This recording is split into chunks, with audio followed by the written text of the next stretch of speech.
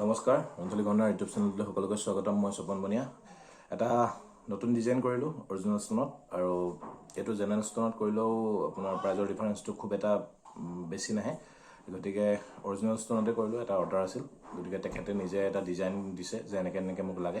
গতিকে আপোনালোকৰ মাজতো যদি তেনেকুৱা কিছুমান ডিজাইন আছে, আপোনালোকে ডিজাইনবোৰ মোক দিব, মই তেনেকৈ বনাই দিবলৈ চেষ্টা কৰিম। আৰু আপোনালোকক যদি বিচৰা মতে মই বনাই দিবলৈ পাৰোঁ, মোৰ নিজৰ ভাল লাগিব। আৰু সেটো দেখাব বিচাৰিছোঁ, সেটো প্ৰথম কৰিছোঁ, আৰু এইটো মোৰ বাহিৰে বেলেগে এতিয়ালৈকে কৰা নাই। এনেকুৱা ডিজাইনত বেলেগ মানে বেলেগ গহনা কৰিছে, মানে বেলেগ এটা আপোনাৰ দুগদুগীয়া হওক বা জাপি হওক, কিন্তু আজিলৈকে এইটো চেপেটেলকৰ পৰা এনেকৈ কৰা নাছিল। এইটো পোনপ্ৰথমবাৰৰ বাবে মই কৰিলোঁ। আৰু আপোনালোকক যদি লাগে মোৰ স্ক্ৰীনশ্বট দিব হোৱাটছএপ নম্বৰ।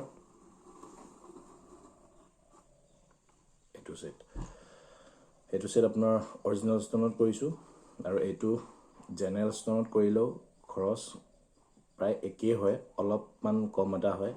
আৰু ভিতৰৰ কামখিনি বহুত মানে কষ্ট, আৰু মেহনতখিনি বহুত যায়।